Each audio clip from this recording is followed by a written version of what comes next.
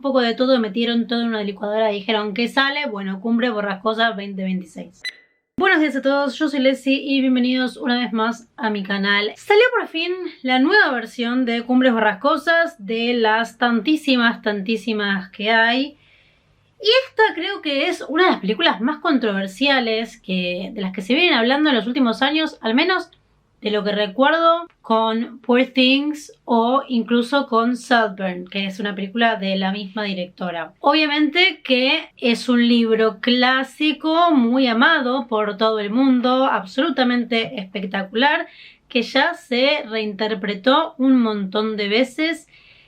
Y la polémica vino porque vamos a decir que no está tan cerca del material original como los puristas del libro desearían, y un poco me incluyo. Hay quienes amaron esta versión y dicen que potencialmente podría llegar a ser la Orgullo y Prejuicio de la generación Z, y quienes la odiaron completamente y están pidiendo que Emerald le vaya a pedir perdón de rodillas a Emily Brontë y a toda su familia. ¿En qué lado están ustedes? Me dirán en los comentarios. Cumbres Borrascosas, por si no saben, es una novela de 1847 escrita por Emily Brontë y corresponde al género romance gótico. Es una historia tormentosa entre Catherine y Heathcliff. Todo empieza cuando Earnshaw, un hombre que vive en este lugar, Cumbres Borrascosas, en el páramo de Yorkshire, adopta a un niño huérfano, Heathcliff, y lo toma como sirviente. La hija Catherine desarrolla una relación bastante obsesiva que a medida que crecen se vuelve cada vez más simbiótica. Pero por cuestiones raciales y de clase, ella decide no casarse con Heathcliff y en su lugar se casa con Edgar Linton, que es quien vive enfrente de la casa. Hay un montón de diferencias entre el libro y la película, porque algo muy importante que tenemos que tener en cuenta es que esto no es una adaptación, sino más bien una reimaginación. Ya desde el título de la película tiene comillas, así que es Cumbres Borrascosas. Y la directora dijo en reiteradas ocasiones que esto es lo que ella sintió cuando estaba leyendo la novela por primera vez a los 14 años. Así que es más bien una fantasía, un fanfiction si se quiere. Porque hay un montón de personajes que están en la novela y fueron removidos en la película. Hay un montón de escenas y de situaciones que se plantean diferentemente. Así que si lo que estaban esperando de esta película era que fuera una copia palabra por palabra original del texto, pues no. Claramente que tampoco esto nos dice que va a ser históricamente correcto, porque ya desde el tráiler pudimos ver que habían un montón de textiles que no serían apropiados para el periodo, incluyendo una falda que parece ser de látex. Entonces yo ahí tuve mucho miedo, pero luego me traté de entregar a la película y por eso es que estoy haciendo esta reseña. Vale aclarar que esta reseña va a tener spoilers de la trama, así que si no la vieron, recomiendo que vean la película y después regresen al video a ver el análisis de vestuario, si no es que no leyeron el libro y no se quieren spoilear cosas importantes que suceden. Una de las primeras cosas que tenemos que tener en cuenta es que Cumbres Borrascosas, si bien está escrita en 1847, está ambientada a final del siglo XVIII y principio del siglo XIX durante 2 generaciones. En esta versión de la película y en la mayoría de las versiones que adaptaron el texto original, solamente cuentan la primera generación y nadie se anima a hacer la segunda parte, que creo que es increíble, pero nadie se anima. Así que vamos a ver solamente la historia de Catherine y Heathcliff y todas las personas que están alrededor. ¿Por qué nos importa esta temporalidad? Porque la directora decidió deliberadamente no utilizar la temporalidad original y hacer lo que quiso, hacer su propia. A ella le interesaba más crear un universo visual, tomando referencias de diferentes periodos en lugar de acatarse a una temporalidad en específica, en este caso final del siglo XVIII y principio del XIX.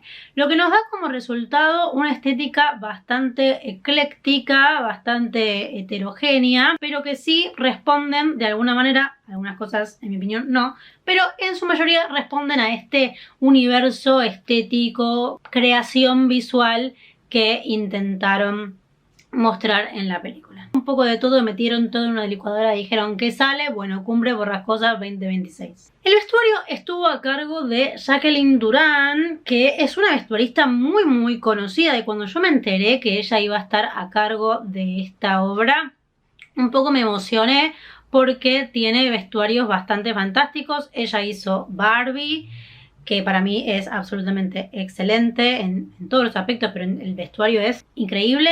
Hizo Ana Karenina, hizo Mujercitas, que tengo mis reparos con Mujercitas. También hizo Atonement y el famosísimo vestido verde con el que sueño todos los días de mi vida, y la versión más espectacular de Orgullo y Prejuicio, que es la del 2005, donde tampoco los vestidos son históricamente correctos. Entonces, medio que ahí ya teníamos la pauta entre lo que dijo la directora y el prontuario de la vestuarista, que no podíamos esperar rigurosidad histórica en esta película, por más de que yo mucho lo deseaba. Y ya cuando fueron saliendo las primeras imágenes y los sneak peeks que nos mostraban de grabación qué es lo que iba a pasar en esta película, ahí ya tuve mis reparos, pero una vez que la vi, un poco tuvo sentido, un poco no.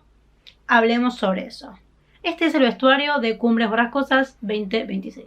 Se crearon en total más de 300 looks para esta película, y siento que mientras algunos responden a esta fantasía y a este mundo y universo visual que quisieron crear en la película, otros no tanto, y ahora lo vamos a ver en un ratito nada más. ¿Cuáles fueron las inspiraciones que tomaron para hacer esta película? Bueno, como ya dije, hay una decisión deliberada, consciente y a propósito de que no sea históricamente correcta.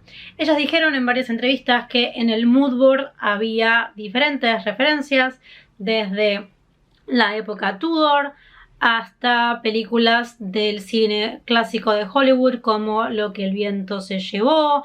Hubieron referencias también a diseños de la alta costura de los años 50, como también diseñadores modernos como Mugler, McQueen, Dolce & Gabbana y demás.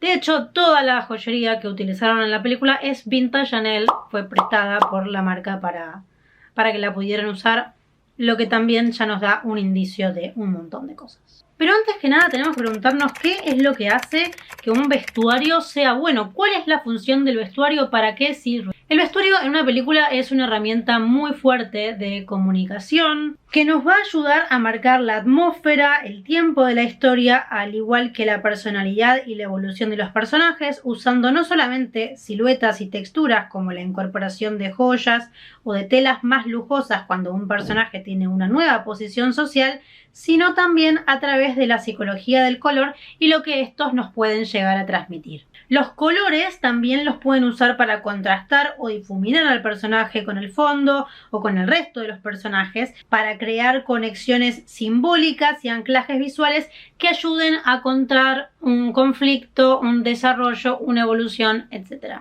Creo que hay una intención muy clara también a la hora de crear este universo visual, de que yo cada vez que digo universo visual, que sea un poco más inclinado a lo fashion y también que sea medianamente sencillo de recrear para audiencias modernas, que se puedan ver interpelados e interpretados en el vestuario.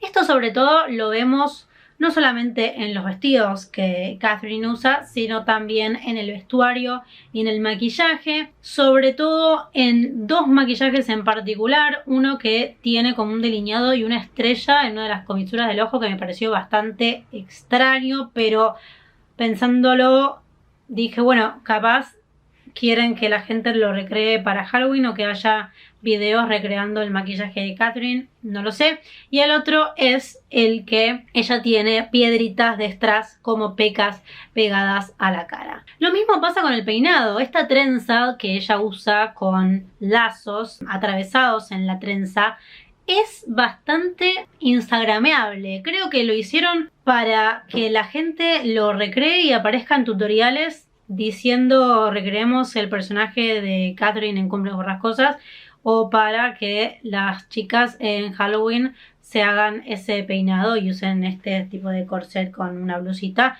y listo, ya está, solucionamos Halloween. Así que eso me pareció, por un lado, bastante polémico. Sí, es un poco más entendible que hayan decidido cambiar esta temporalidad, porque la verdad es que es muy posible que si nos situamos en un páramo en Yorkshire en 1770, no tengamos los mismos lookazos que sí podríamos llegar a tener en una época victoriana más tardía, y menos los lookazos que quisieron servir en esta película. Entonces, por un lado, comprendo la intención. Hubiésemos tenido una película que se asimila mucho más a Robert Eggers que a Emerald Fennell. Que para mí, igual, Robert Eggers haría una excelentísima adaptación de Cumbres Borrascosas y ojalá en algún momento suceda. Ellas quisieron crear un vestuario que no sea irreal o irreal, que se note que es vestuario, que uno entienda que es vestuario, justamente porque responde no solamente a los códigos estéticos del mundo que crearon, sino también a la fantasía de esta chica de 14 años y a lo que sintió cuando estaba leyendo la novela. Ahora sí, sin más preámbulos, vamos a los que nos competen. Vamos a empezar hablando por Catherine, que está interpretada por Margot Robbie, quien también tuvo bastante polémica cuando fue casteada para el film, porque en Cumbres Borrascosas Catherine es adolescente y obviamente Margot Robbie no, y está pasado a los 30, así que también cambiaron la edad de los personajes para tirarlos un poquito más hacia sus veintitantos. Al comienzo la vemos en Wuthering Heights siendo pequeña, usando vestidos de lana que contrastan muy hermosamente con el cabello rubio de la actriz, y es un pasaje adecuado para ver a la Catherine adulta que, junto con las mujeres que trabajan en la casa, visten una combinación de stays con camisas abajo y faldas. Esto es interesante porque es una combinación bastante adecuada para una mujer trabajadora, teniendo en cuenta que un vestido sería muchísimo más complicado de lavar que una camisa y arriba el corset, que en este caso serían 6, todavía no son corset, pero no importa. Es interesante porque esto es una combinación adecuada para una mujer trabajadora de la época, sobre todo en un ambiente rural como el de Cumbres Borrascosas, simplemente porque una chemise, una camisa, es muchísimo más fácil de lavar que un vestido, a pesar de que los vestidos deberían llevar camisas abajo justamente para evitar el contacto con la piel y así poder limpiarse mucho más fácil de sudores y demás cosas que sucedan en esta parte. Lo particular que tiene Catherine es que a ella no la vemos con una simple combinación de corset y chemise, sino que está un poquito más acercada a lo que tradicionalmente podemos considerar como una milkmaid, una lechera. Y es muy interesante porque la leemos a la milkmaid de forma simbólica como esta figura inocente, romántica, pero que a la vez es una fuente de deseo masculino, lo que creo que ayuda desde el primer momento a marcar esta dualidad en el sentimiento de los personajes. A medida que la relación entre Catherine y Heathcliff se vuelve más compleja, ella cambia de estos stays rojos con florecitas bastante inocentes a un corset negro de cuero y con corazones, que en realidad aparece un poquito antes en la película, pero no los vemos del todo hasta que Catherine tiene su primer despertar sexual y empiezan a pasar cosas. Y es bastante interesante que hayan elegido este textil porque el cuero es algo que leemos como rebelde, como fuerte, como rudo, como alternativo. Tiene de hecho también un par de herrajes, detalles en plateado, lo que un poco también me da una vibra sadomasoquista, cosa que se va a repetir más adelante en la película, sobre todo a través de la utilización de accesorios que simulan chokers, como sus collares, como la bufanda, a través de la utilización de cadenas, que nos da este subtexto de BDSM, pero a la vez implica que ella está siendo sofocada o retenida en este mundo nuevo junto a Linton. Y la combinación con los corazones rojos siento que nos habla de este conflicto interno y de esta dualidad entre el peligro y el romanticismo que manejan los personajes. Eventualmente, Catherine va a pasar un tiempo en la casa de los Linton y cuando vuelve está completamente renovada. Regresa y la vemos transformada, tiene el cabello arreglado y lleva un conjunto de corset blanco con flores rojas y unas faldas fantásticas en un terciopelo rojo divino que todavía no tiene, que tienen agua, pero que todavía no tiene crinolina. Así que no es tan gigante, tan opulento como los vestidos que va a usar más tarde. Y esto nos da la pauta de que empieza a formarse una transformación, porque ahora ella estuvo en contacto con cosas que normalmente no tendría acceso y dice que es un vestido que le presta Isabela, lo que ahí eso un poco me hizo ruido, porque después cuando vemos los vestidos de Isabela no tienen nada que ver con este vestido rojo. Es completamente diferente, entonces como que ahí siento que no hubo tanto match. Pero bueno, este vestido me parece que es una evolución del traje de Milkmaid y empieza a sentar las bases de esta paleta de colores que ella usa, que está bien restricta en rojo, blanco y negro con sus diferentes combinaciones entre sí. Cuando Catherine finalmente decide casarse con Edgar, después de una transición en donde ella combina sus stays anteriores con las faldas rojas, lo que lo entiendo como un poco esta combinación de los dos mundos y este deseo que tiene ella de estar un poquito allá y un poquito acá y como este tironeo. Finalmente se casa y la vamos a ver con su vestido de novias, pero no antes sin mostrarnos una escena donde claramente le están apretando el corset más que deberían. Me enoja que no le hayan puesto una chemise al corset, por supuesto, pero como ya dije, no podemos aspirar rigurosidad histórica en una película que tiene un vestido hecho de látex. Y acá hay un paralelismo también entre cómo los lazos del corset le están marcando la espalda y las marcas que tiene Heathcliff en la espalda tras recibir latigazos en castigo. Así que ahí lo voy a tomar como una libertad artística que un poco sirve para la trama, pero que no estoy completamente de acuerdo. Finalmente tenemos el vestido de novia que ella usa, que es blanco. Y si bien para la época, fin del siglo XVIII, los vestidos blancos todavía no estaban en auge, porque eso es algo que la reina Victoria va a popularizar cuando se casa con Albert, lo entiendo como este anclaje visual del que habíamos hablado antes para que la audiencia moderna interprete inmediatamente que este es un vestido de novias. Y la estructura que tiene es una combinación entre una silueta bastante clásica de los 1860 junto con referencias a la alta costura de la década del 50. Entonces mezclaron estas dos cosas y nos da como resultado este vestido de novia que tiene un escotazo y un velo gigante que queda muy muy precioso en contraste con Paramount. Y podemos trazar otro paralelismo con su vestido de novia y el vestido de luto, el que usa cuando se muere el padre. Hay una referencia a Dolce & Gabbana Otoño-Invierno 2017 y a esta estructura victoriana tan clásica.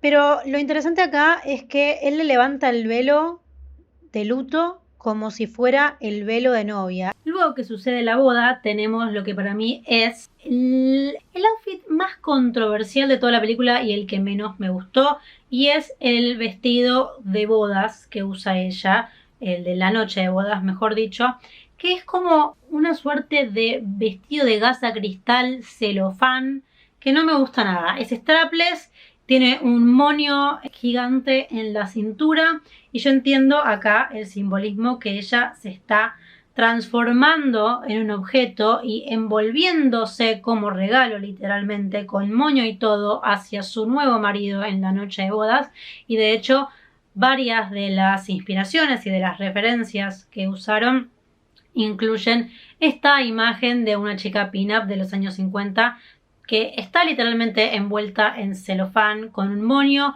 junto con una colección de Mugler de 1996 donde también usan este textil medio traslúcido. Pero yo siento que fue un error, que este vestido corresponde más al universo de Barbie que al de Cumbres Borrascosas, incluso al universo que quisieron crear en esta nueva versión de Cumbres Borrascosas. Me parece que es demasiado moderno, demasiado distinto y que no encaja con el resto del vestuario y no me gustó para nada. A mí personalmente me sacó de la historia, me sacó de la fantasía. Siento que podían haber utilizado el mismo textil con otro tipo de silueta que sí corresponda a una silueta histórica para seguir con esta misma idea. Después la vamos a ver a ella en este montaje donde tenemos estas famosas referencias a lo que el viento se llevó, sobre todo cuando está comiendo la frutilla gigante con el sombrero de paja, que un poco también siento que nos remonta a la María Antonieta de Sofía Coppola y es bastante más rococó que el resto de los vestuarios, pero que nos remite a estos excesos, a esta opulencia, a esta gran vida que ahora ella tiene, ¿no? Porque todo está desproporcionado, todo es gigante, todo es desmedido. Y el hecho de que todo sea gigante, desproporcionado y desmedido hace eco también de las emociones de los personajes y sobre todo los de ella, porque ella está como atrapada en este lugar. De hecho, la escena que tiene con la falda de látex roja, que ya dijeron que no es látex, que es un material similar, y la blusa blanca, donde el piso del set también es rojo y las paredes del cuarto son blancas y se difumina completamente. Ella está muy inmersa en este lugar, está prácticamente difuminada con su entorno y creo que fue un buen recurso, genera mucho impacto visual. Tampoco me gustaron mucho los vestidos que tienen tiritas. ¿Por qué? ¿Por qué?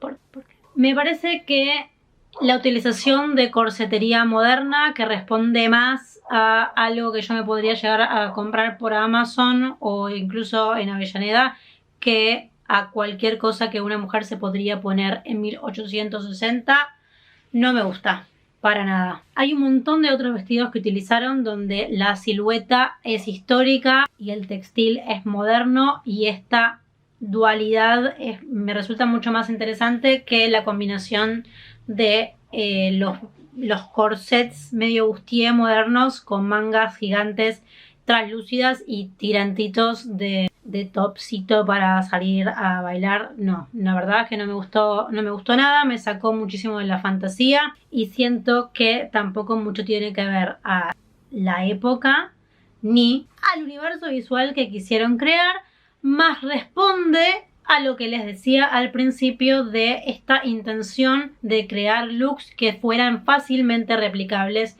por una audiencia moderna. Y me parece que fue un error porque siento que hay formas de igualmente mantener esta fantasía como lo hicieron en películas como Mirror Mirror o incluso como La Cenicienta, en donde tienen siluetas históricas que no son correctas del todo, pero te llevan a un periodo imaginario y de fantasía, manteniendo una paleta de colores lúdica, divertida, que perfectamente podrían ser adaptada a lo que quisieron hacer en Cumbres Borrascosas. Entonces, como que ahí estoy un poquito en duda, me hace un poco de ruido y no soy yo sola, varias personas en internet estuvieron pensando lo mismo y ¿saben qué? Yo creo que tienen razón. No en todos los vestidos, pero sí en estos en particular que tienen los tirantes, me parecen que no funcionan de la misma manera. Hay un uso del color muy interesante, sobre todo en esta paleta que les había contado de rojo, blanco y negro. Porque el blanco ellos no lo usan como símbolo de pureza, de inocencia, de algo intacto, sino como algo desprovisto de color. Ella está vaciada de color porque no lo tiene más a Heathcliff en su vida. Entonces, y este vacío existencial, esta carencia, lo transmiten a través de la utilización del blanco. Mientras que el rojo es muy interesante porque, por ejemplo, ella usa una capa roja espectacular, que creo que es una de las cosas que más me gusta de toda la película, cuando va a visitar al padre. Tiene un vestido blanco muy adornado y muy brillante, prácticamente plateado, y arriba tiene una capa roja que cuando contrasta con el blanco de la nieve del páramo es increíble y me da la sensación de que es como una herida abierta que está sangrando, y esto nos habla de esta dualidad que tiene del dolor y de lo gigante de sus emociones. ¿A través de qué? De la necesidad de ornamentarse por demás para llenar el vacío que tiene a través del vestido blanco, mientras está sufriendo la capa roja.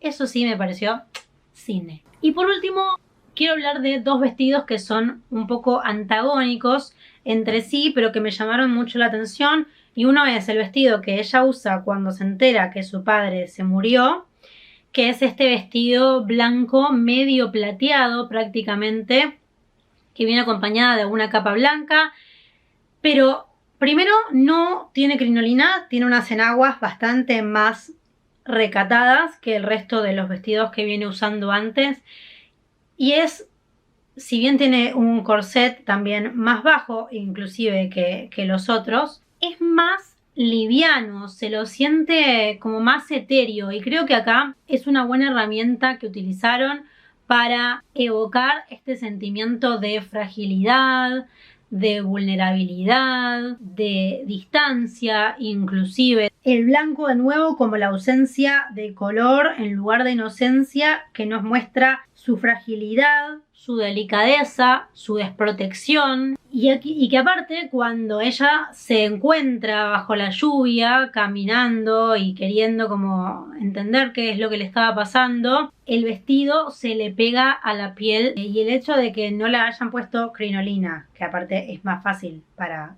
hacer cualquier cosa, y que hayan utilizado este textil, creo que fue un buen recurso. Pero mejor todavía es el vestido rojo y negro que usa cuando se entera de la traición de Nelly. Este vestido oscuro, de manga larga y de cuello alto, que tiene esta terminación prácticamente de reina malvada, que me parece espectacular, porque mientras el anterior es prácticamente desnudo, ella se le pega la piel y está como prácticamente desnuda por lo vulnerable, por lo frágil, por lo desprotegida. Este es todo lo contrario. Acá necesita una coraza que le contenga las emociones.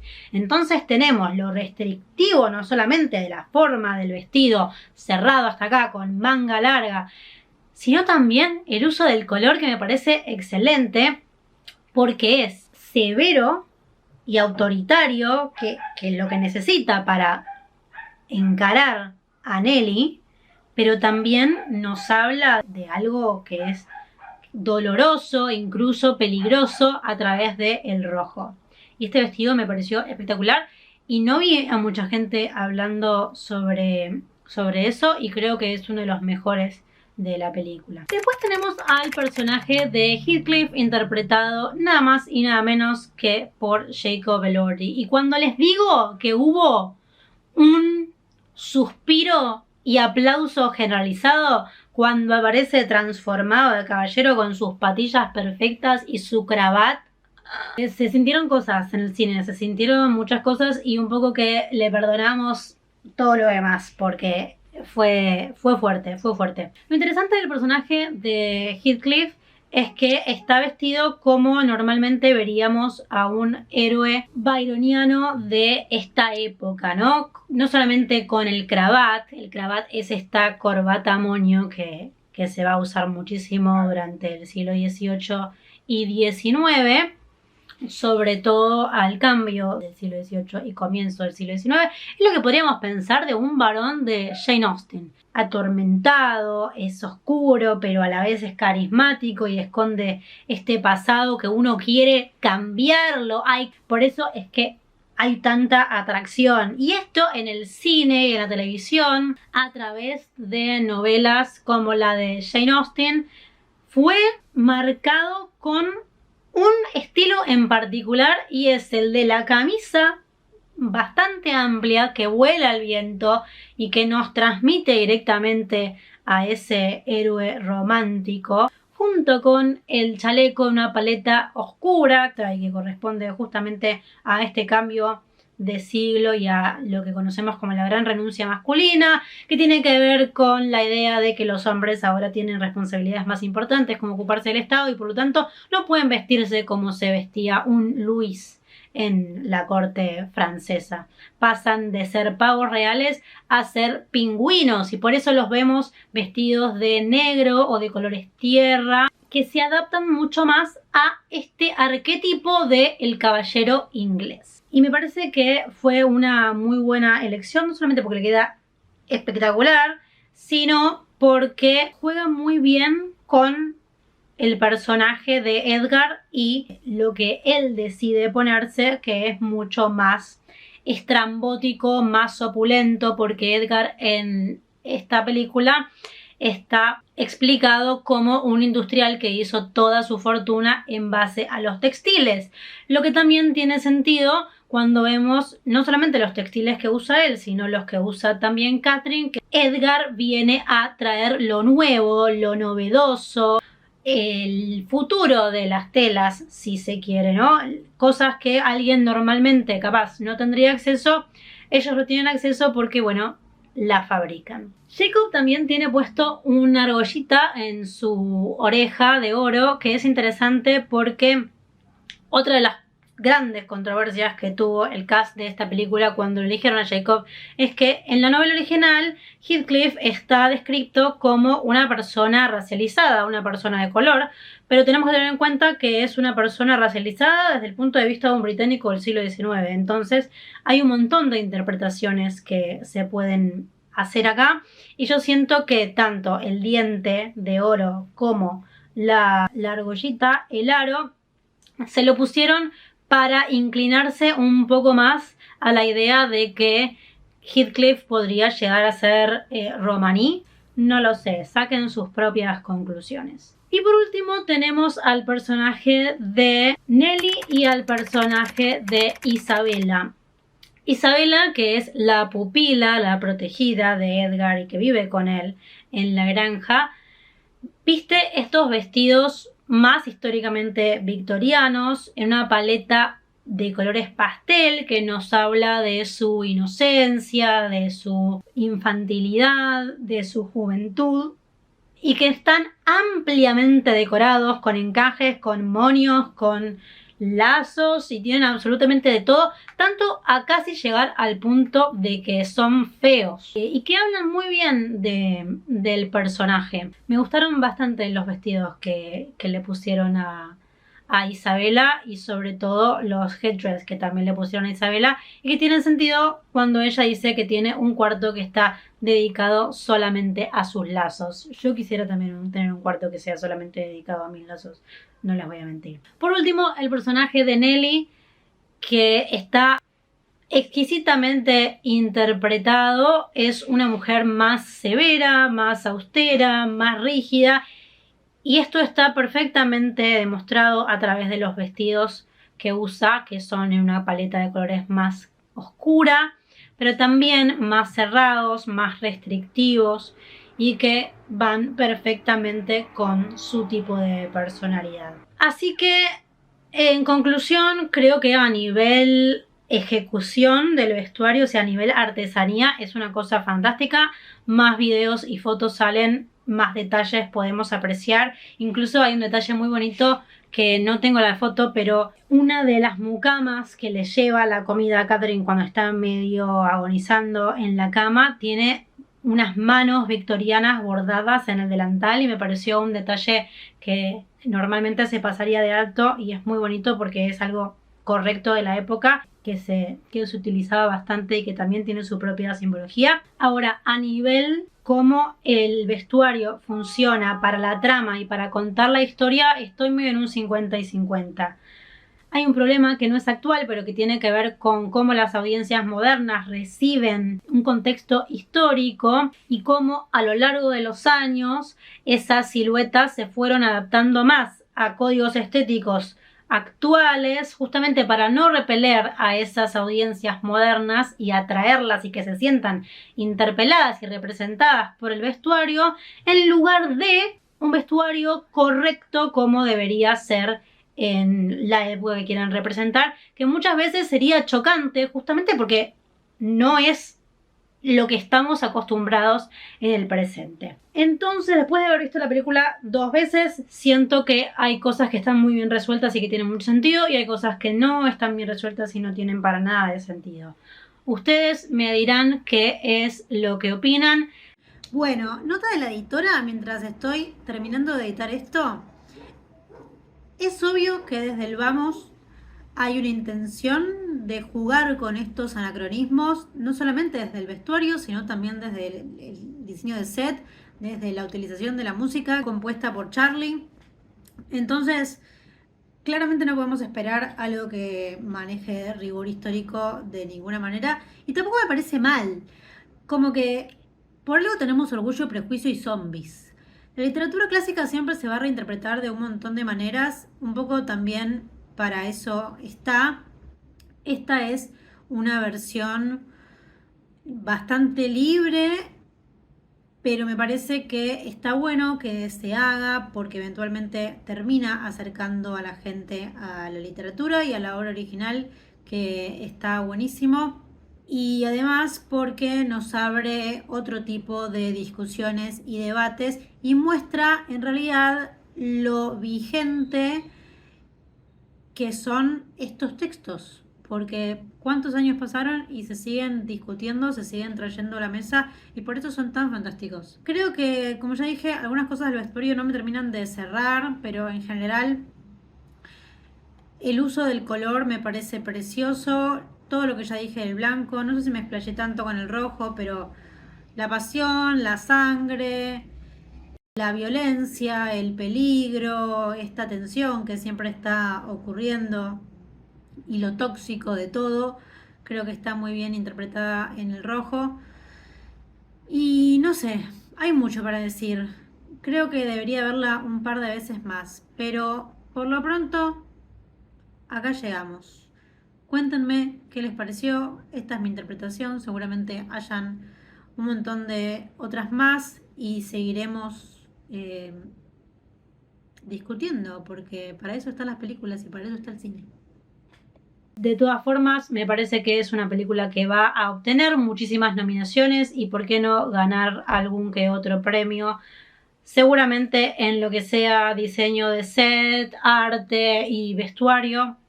Así que veremos qué nos depara el futuro. Cuéntenme si leyeron la novela, si vieron la película. Si vieron la novela y leyeron la película los dos, ¿qué les pareció? ¿Cuál de todos los vestidos que usa Catherine es su favorito? Y en general, ¿qué opinan del vestuario? Esta fue mi interpretación. Seguramente haya muchas otras. Espero que les haya gustado mucho el video. No olviden de suscribirse, darle like, comentar, todo eso. Y nos vemos, si Dios quiere, en el próximo.